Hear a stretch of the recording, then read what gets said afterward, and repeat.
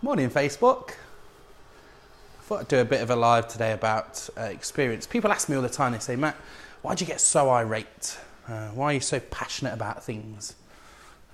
Which is an odd question, right? Like, to stand up for something, to stand for something, requires passion and requires an idea or some kind of thought and feeling about something, right? And I'm 34 years old, and I realise that part of the passion that I have comes from human experience. And so I'm going to share some of those. Now I've not made notes. I told you yesterday I make notes for these Facebook Lives, but I've not made notes for this because I thought I'd just see where it goes. I was thinking about it on the way to work. So, morning, Ant. So thinking about human experience, the things that make you who you are. So the obvious one as a parent, of course, is having children, right? I've stood at the end of my wife's body as my child comes out of her, which is quite an interesting experience. It's almost one of those things where you can say it's kind of an out-of-body experience. With Poppy, she was in labour for hours, like 18 hours or something. Amy will pop on here and she'll correct me because she always corrects me about the children when they were born. Seems like a bit of a weird experience. With Willow, we dropped Poppy off.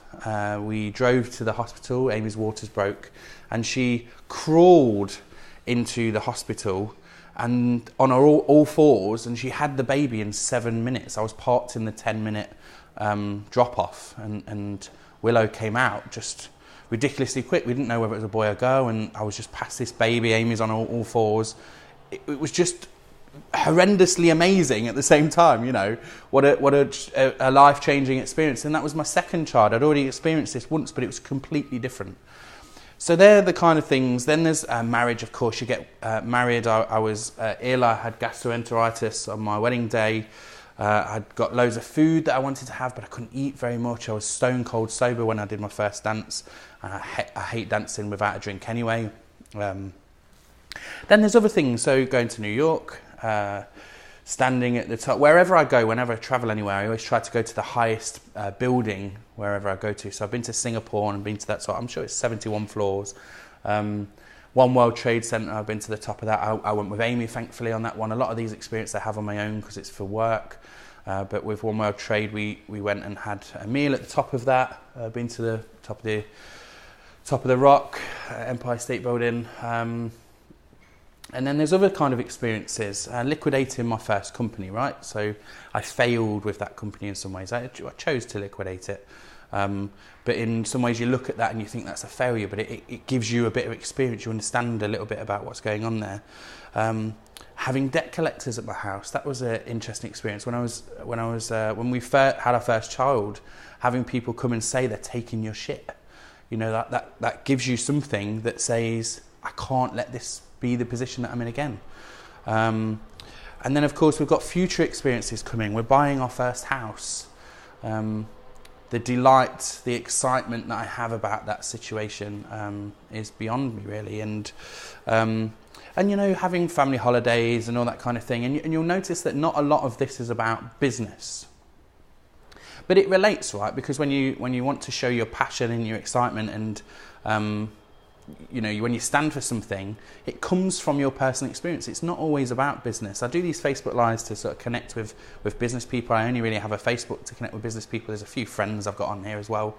But it's all about the experiences you have. That's what makes you passionate. You can see it when the politics stuff happens. I think politics is hard because you're sort of one or the other, aren't you? But for the most part, if you speak to people, when you speak to them about their personal experiences, the passion comes out. You can ask them the question about something, and most people give you an answer, and then as the answer comes, eventually you'll hit that one thing that just sparks the passion, and before you know it, they're going into a rant. It might not be a rant, it might just be like a passionate exchange of words as they tell you about something they're really interested in.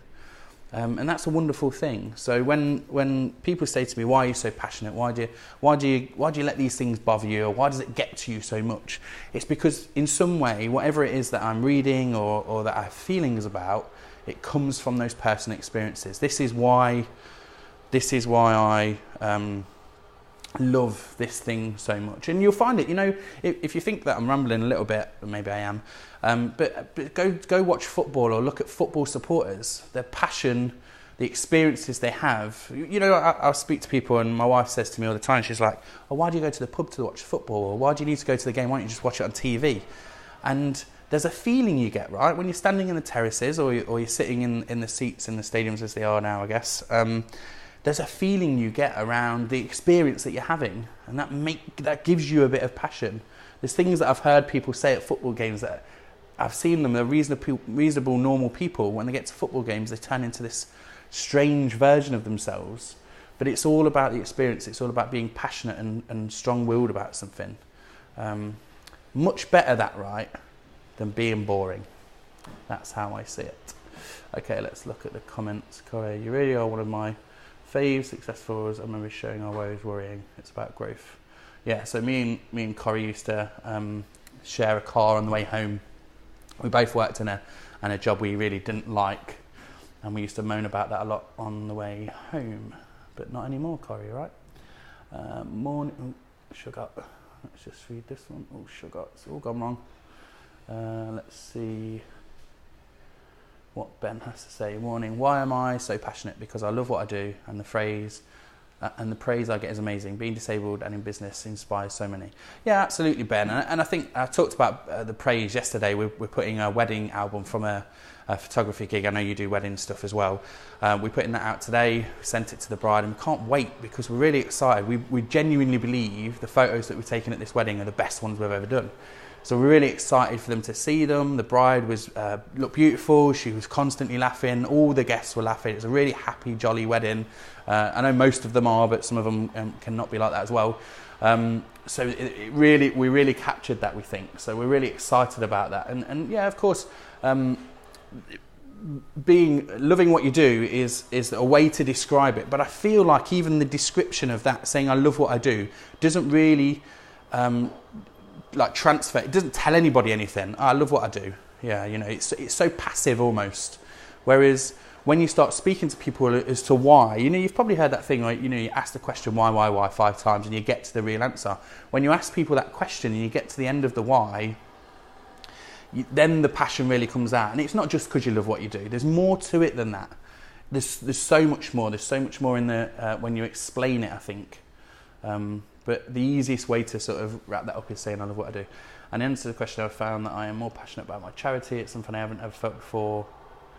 Literal fire in my stomach. Yeah, absolutely. And you know, sometimes the thing about that, Corey, as well is a lot of people spend their lives trying to find the thing that they're most passionate about, that they will give all of their time and energy to, in order to you know, pursue that. And you know, the common one is the KFC guy. They say he was 65 when he started KFC. Like, it feels like it's a waste of time, but what a legacy is left. You know, fast food, maybe it's not a legacy, I'm not sure, but the point is that it doesn't really matter what time. People say, oh, ain't you too old to do this, or you're too young to do that, and it doesn't really matter. The age is kind of irrelevant when it happens. It's great to work with people with passion, absolutely, as well. And you know, that's the thing as well, because I'm quite Marmite, I divide people sometimes. I find that it can be difficult because some people think, oh, why is Matt such a dick? And then there's other people on the other side of the fence that are like, I love Matt. I got a message today from a friend in Australia who I met this time last year, and she said, I love watching your videos. I love the passion. And that's really what kind of sparked this video, because I thought, why though? Why would you say that? And I wanted to explain that where the passion comes from. Okay, I think that's it, guys. God, you know, we've got work going on outside, and I have to close the window, and I just end up being a sweaty mess by the end of it. So, all right, thanks for watching, guys. Catch you later. Bye-bye.